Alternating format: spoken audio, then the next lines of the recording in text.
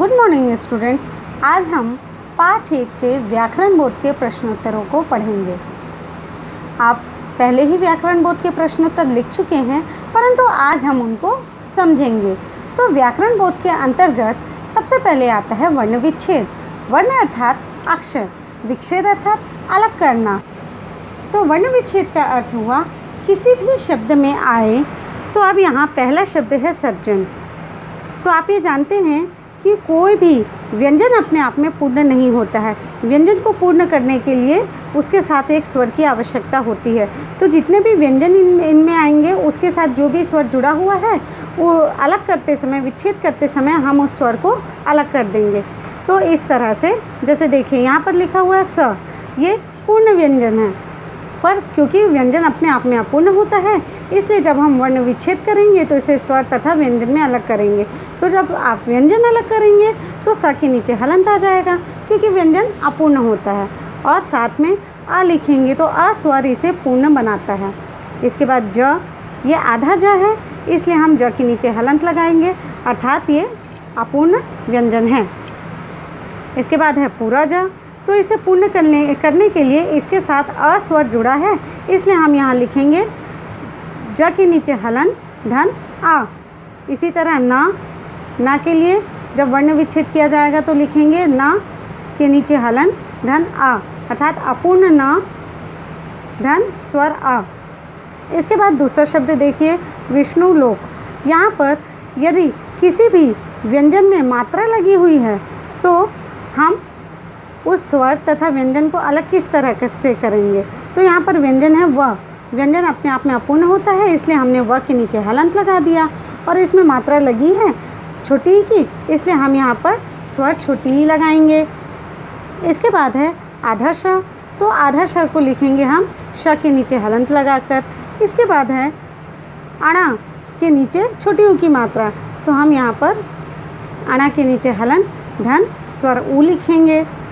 और यहाँ पर है ल में ओ की मात्रा अर्थात व्यंजन है ल जो कि अपने आप में अपूर्ण है इसलिए हलंत लगाएंगे, और साथ में इसमें स्वर ओ जुड़ा हुआ है इसलिए यहाँ पर ओ जोड़ेंगे। इसके बाद क पूर्ण व्यंजन है तो इसे हम लिखेंगे विच्छेद करते समय क के नीचे हलंत अर्थात अपूर्ण व्यंजन धन आ। अब जाकर यह क धन आ मिलकर पूरा पूर्ण क बन जाता है। अब तीसरे शब्द में आइए। तीसरा शब्द है लज्जित। यहाँ पर ल लिखा हुआ है तो ल को आप जब विच्छेद करेंगे तो आपको मिलेगा ल के नीचे हलंत धन आ, क्योंकि आ स्वर मिलकर ल को पूर्ण बनाता है। इसके बाद है आधा ज, तो इसके लिए आप ज के नीचे हलंत लगाएंगे। अब ये जो ज है इसमें छोटी ई की मात्रा लगी हुई है, तो इस छोटी ई की मात्रा अर्थात स्वर छोटा ई लगा हुआ है तो आप इसे ऐसे लिखेंगे ज के नीचे हलंत धन छोटी ई। इसके बाद है त को लिखेंगे त के नीचे हलंत धन आ अर्थात अपूर्ण व्यंजन त धन उसे पूर्ण करने वाला स्वर आ। अब चौथे वर्ण शब्द में आइए, यह है पर्यटन।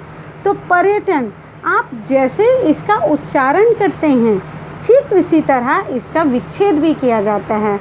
पर्यटन आप कहते समय प के बाद आप र का उच्चारण करते हैं पर्यटन, तो ठीक इसी तरह इसका विच्छेद भी किया जाएगा। सबसे पहले है प जो अपने आप में अपूर्ण होता है और इसे स्वर अपूर्ण करता है इसलिए प को हम लिखेंगे प के नीचे हलंत धन अ मिलकर बना प। इसके बाद हम उच्चारण करते हैं र का, इसलिए हम यहाँ पर र, और क्योंकि र पूर्ण रूप में नहीं लिखा हुआ है इसलिए र के नीचे हलंत लगाएंगे अर्थात अपूर्ण र। इसके बाद या के नीचे हलंत लगाएंगे क्योंकि ये अपूर्ण व्यंजन है। इसके बाद है ट यहाँ पर पूर्ण दिखाया गया है इसलिए विच्छेद करते समय हम लिखेंगे ट के नीचे हलंत धन आ, तब कहीं जाकर ट पूर्ण व्यंजन बनता है। अब है ना को लिखेंगे न के नीचे हलंत धन आ, ये दोनों मिलकर बने ना। अब पांचवा और अंतिम शब्द है अवगत। आ अपने आप में ही स्वर है और स्वर को तोड़ा नहीं जाता है, स्वर का विच्छेद नहीं किया जाता है इसलिए आ ही रूप में रहेगा। इसके बाद है व को आप लिखेंगे व के नीचे हलंत धन आ, ये दोनों मिलकर पूर्ण व बनाता है। अब है ग, तो इसे आप लिखेंगे ग के नीचे हलंत धन आ, ये दोनों मिलकर पूर्ण ग बनाते हैं। अब है त, इसे लिखेंगे त के नीचे हलन धन आ, ये दोनों मिलकर पूर्ण त बनाते हैं। स्टूडेंट्स, मैं आशा करती हूँ कि आपको यह वर्ण विच्छेद अच्छी तरह से समझ में आ गया होगा। इसके बाद इस पाठ के व्याकरण बोध के अंतर्गत आता है विलोम शब्द। विलोम अर्थात उल्टा। तो इसका अर्थ क्या हुआ विलोम शब्द का? ऐसे शब्द जो एक दूसरे के विपरीत हों, एक दूसरे का उल्टा अर्थ बताते हों, इस तरह के शब्दों को कहा जाता है विलोम शब्द। तो चलिए देखते हैं विलोम शब्द। तो चलिए इस पाठ में आए विलोम शब्दों को देखते हैं। पहला है प्रातःकाल, इसका विपरीत अर्थ देने वाला शब्द है सायंकाल। दूसरा आवश्यक, आवश्यक का विलोम शब्द है अनावश्यक, जिसकी कोई आवश्यकता ना हो, अर्थात इसके विपरीत अर्थ देने वाला ही इसका विलोम शब्द कहलाएगा। सज्जन, अच्छे लोग, इसका विपरीत है दुर्जन अर्थात बुरे लोग। मुख्य अर्थात जो मुख्य हो, प्रधान हो, और गौण, इसका विपरीत है गौण अर्थात जिसका ज़्यादा महत्व ना हो। मधुर अर्थात मीठा, और इसका विलोम शब्द है कटु अर्थात कड़वा। आलसी अर्थात जो काम करने में आलस करे, और इसका विलोम शब्द है चुस्त अर्थात जो बहुत तीव्र गति से काम करे। साधारण, इसका विलोम शब्द है असाधारण। आस्तिक, जिसकी ईश्वर में आस्था हो, और इसका विलोम शब्द है नास्तिक अर्थात जिसकी ईश्वर में कोई आस्था ना हो। स्टूडेंट्स, अब इसके बाद हम पढ़ेंगे विराम चिन्ह। विराम का अर्थ होता है रुकना या ठहरना, और चिन्ह का अर्थ होता है निशान, अर्थात वाक्यों को पढ़ते समय रुकने या ठहरने के लिए जिन निशानों का प्रयोग किया जाता है, जिन चिन्हों का प्रयोग किया जाता है, वह विराम चिन्ह कहलाते हैं।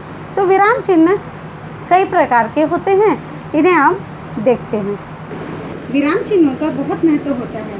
यदि विराम चिन्हों का प्रयोग सही न किया जाए तो पूरा अर्थ परिवर्तित हो सकता है। किस तरह से, देखिए यहाँ लिखा है पहले वाक्य में उसे रोको मत जाने दो, और दूसरे में लिखा है उसे रोको मत जाने दो।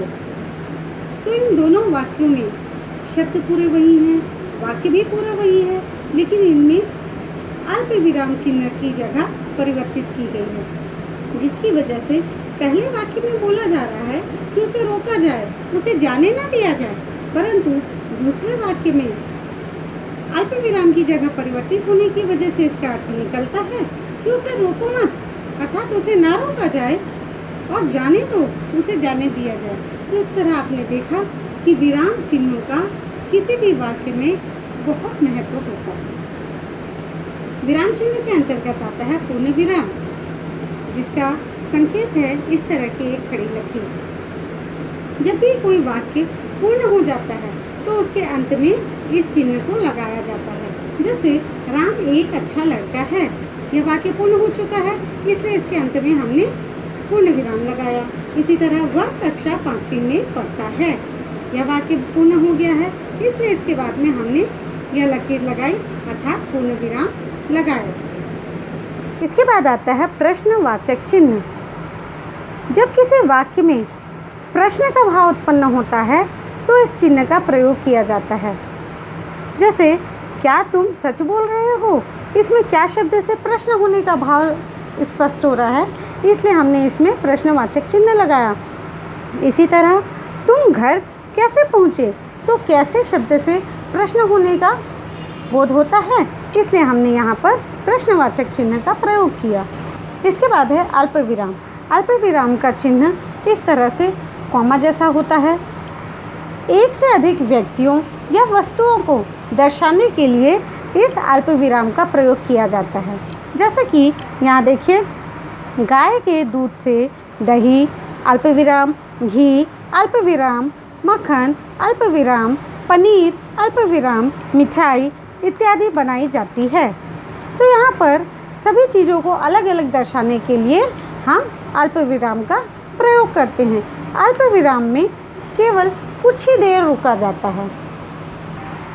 अब आता है अर्ध विराम। इसका चिन्ह कुछ इस तरह का होता है, नीचे ऐसा अल्प विराम जैसा होता है और उसके पीछे बिंदी लगी हुई होती है। ठीक है, तो अर्धविराम, अर्धविराम में पूर्ण विराम से कुछ कम और अल्प विराम से कुछ देर ज़्यादा रोका जाता है। अर्धविराम का प्रयोग किसी वाक्य या वाक्यांश का संबंध किसी अन्य वाक्य या वाक्यांश के साथ करने के लिए किया जाता है। जैसे यहाँ आप देखिए, मैंने पढ़ाने की कोशिश की, यहाँ पर शाह होगा। ठीक है, कोशिश की पर वो नहीं पढ़ा, तो यहाँ पर दोनों वाक्यांशों के बीच संबंध बताया जा रहा है। तो एक वाक्य या वाक्यांश से दूसरे वाक्य या वाक्यांश को संबंधित करने के लिए अर्धविराम का प्रयोग किया जाता है। इसके बाद आता है विस्मय बोधक विराम चिन्ह। इसके अंतर्गत इसका चिन्ह यह है, इसके अंतर्गत भय, करुणा, हर्ष, विवाद, आश्चर्य आदि का भाव प्रकट किया जाता है। जैसे कि यहाँ आप देखिए, पहला वाक्य है हाय अब मैं क्या करूँ, तो यहाँ पर हाय में दुख का भाव है। दूसरा वाक्य है वाह तुमने तो कमाल कर दिया, तो यहाँ पर वाह में प्रशंसा का भाव है। तो इस तरह भावों को प्रकट करने वाले वाक्यों में विस्मय बोधक चिन्ह का प्रयोग किया जाता है। अब हम पढ़ेंगे उद्धरण चिन्ह, जिसका निशान दो छोटी छोटी लकीरों का युग्म होता है अथवा एक छोटी छोटी लकीरों का युग्म होता है। दो लकीरों के युग्म को हम वहाँ प्रयोग करते हैं जब किसी के द्वारा कही हुई बात को ज्यों का त्यों हमको दर्शाना होता है। जैसे तुलसीदास ने कहा, रघुकुल रीति सदा चली आई, प्राण जाए पर वचन न जाई। तो उनकी कही चीज़ों को हमको ज्यों का त्यों कहना था, इसलिए हमने इसके आगे और पीछे में उद्धरण चिन्ह का प्रयोग किया। ठीक इसी तरह यहाँ पर हमने रामचरितमानस में एक छोटी लकीर वाले युग्म का प्रयोग किया है, क्योंकि हमें रामचरितमानस शब्द पर जोर देना था। तो किसी वाक्य में यदि हम किसी शब्द पर विशेष जोर देना चाहते हैं तो उसे हम एक छोटी लकीर वाले युग्म के अंदर लिखते हैं और यह कहलाता है उद्धरण चिन्ह। यह है योजन चिन्ह या योजक चिन्ह। इसमें दो शब्दों के बीच में संबंध बताया जाता है।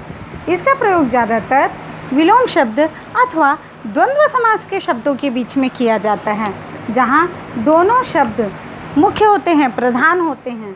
जैसे कि यहाँ देखिए, माता पिता, यहाँ पर दोनों के बीच में संबंध स्थापित किया जा रहा है। दूध रोटी, इन दोनों में भी संबंध है। और एक ही शब्द की यदि बार बार पुनरावृत्ति होती है तो भी उसके बीच में योजक चिन्ह का प्रयोग किया जाता है। जैसे साथ साथ, रोज रोज। जब किसी के द्वारा कोई बात कही जाती है तो वह बताने से पहले निर्देशक चिन्ह का प्रयोग किया जाता है। निर्देशक चिन्ह का निशान योजक चिन्ह के निशान से थोड़ा सा बड़ा होता है, अर्थात योजक चिन्ह के लिए जो लाइन, छोटी लाइन हम प्रयोग में लाते हैं और उस लाइन से थोड़ी सी बड़ी लाइन होती है निर्देशक चिन्ह में। इसी तरह, तुम मुझे खून दो मैं तुम्हें आज़ादी दूंगा, यह सुभाष चंद्र बोस द्वारा दिया गया नारा है, इसलिए यहाँ पर निर्देशक चिन्ह का प्रयोग किया गया है। यह है कोष्ठक चिन्ह। कोष्ठक चिन्ह तीन तरह के होते हैं। कोष्ठक चिन्ह का प्रयोग वाक्य में आए हुए शब्दों का अर्थ स्पष्ट करने के लिए किया जाता है। जैसे आपकी सामर्थ्य को मैं जानता हूँ, तो यहाँ पर सामर्थ्य का अर्थ यदि किसी को नहीं समझ में आया हो तो उसे समझने के लिए कोष्ठक के अंदर इसके अर्थ शक्ति को लिख दिया गया है। और बाकी जो दो कोष्ठक के निशान हैं, ये दोनों हम गणित विषय में अर्थात मैथ्स में प्रयोग करते हैं। इसी तरह मेघनाद, कुछ आगे बढ़कर लक्ष्मण यदि सामर्थ्य है तो सामने आओ, तो कुछ आगे बढ़कर ये हमें नहीं पढ़ना है, हमें पढ़ना है लक्ष्मण यदि सामर्थ्य है तो सामने आओ। और यह केवल यह स्पष्ट करने के लिए बताया गया है, लिखा गया है कि कोष्ठक में कुछ आगे बढ़कर, यह केवल इसलिए लिखा गया है यह समझाने के लिए कि मेघनाद जब इस डायलॉग को बोलेगा तो वह कुछ आगे बढ़कर इस संवाद को बोलेगा। यह है लाघव चिन्ह। इसका प्रयोग हम किसी प्रसिद्ध तथा बड़े शब्द को लघु रूप में अर्थात छोटे रूप में लिखने के लिए करते हैं। जैसे डॉक्टर के लिए हम लिखते हैं, सिर्फ इसका पहला अक्षर हम लिखते हैं डॉ और उसके बाद में हम एक छोटा गोल बना देते हैं। तो यहाँ पर लघु चिन्ह का उपयोग किया गया। इसी तरह पंडित के लिए प के बाद में, पंग के बाद में छोटा सा गोल, इंजीनियर के लिए इंजी और छोटा सा गोल, जिससे हमको ये स्पष्ट हो जाता है कि यह लघु रूप में, लाघव अर्थात लघु रूप में लिखा गया है। इसी तरह उत्तर प्रदेश के लिए उ गोल, प्र गोल। अब है विवरण चिन्ह। इसका प्रयोग किसी भी वाक्यांश के विषय में कुछ सूचना देने के लिए दिया जाता है या किसी वाक्यांश से संबंधित कुछ चीज़ें विस्तार से बताने के लिए इसका प्रयोग किया जाता है। यह है उपविराम चिन्ह। जब किसी शब्द को अलग से दर्शाया जाता है तो उपविराम चिन्ह का प्रयोग किया जाता है। यहाँ कृष्ण को उनके अन्य नामों के द्वारा भी दर्शाया जा रहा है, इसीलिए यहाँ पर उपविराम चिन्ह का प्रयोग किया गया है। इसी तरह उदाहरण के बाद भी उपविराम चिन्ह का प्रयोग किया जाता है और किसी शब्द के बाद यदि किसी स्लोगन या नारे जैसा कुछ लिखा होता है तो भी उपविराम चिन्ह का प्रयोग किया जाता है। क्या है हंस पद या त्रुटिपूरक चिन्ह अथवा इसे काकपद भी कहा जाता है। इसका निशान यह है, इसका चिन्ह यह है। तो जब किसी वाक्य को लिखते समय हमसे कुछ शब्द छूट जाते हैं या वाक्य में कोई त्रुटि रह जाती है, कोई गलती रह जाती है, तो हम इस चिन्ह का इस तरह से बीच में वाक्य के प्रयोग करते हैं और जो भी हमारा जो भी शब्द छूटा है उसे हम यहाँ लिख देते हैं या जो भी त्रुटि हो गई है उसे हम यहाँ पर सही करके लिख देते हैं। यह है लोप चिन्ह। लोप चिन्ह का प्रयोग किसी वाक्य या अनुच्छेद में वाक्य के कुछ अंश को छोड़ देने के लिए किया जाता है। इसमें वाक्य का लोप हो जाता है, अर्थात वाक्य को हम पूर्ण नहीं करते हैं, हम पूर्ण नहीं लिखते हैं, हम वाक्य के कुछ अंश को इस तरह का निशान बनाकर छोड़ देते हैं। स्टूडेंट्स, मैं आशा करती हूँ कि अब आपको विराम चिन्हों का प्रयोग करना अच्छी तरह से समझ में आ गया होगा और इससे संबंधित प्रश्नों के उत्तर मैं आपको पहले ही दे चुकी हूँ। धन्यवाद।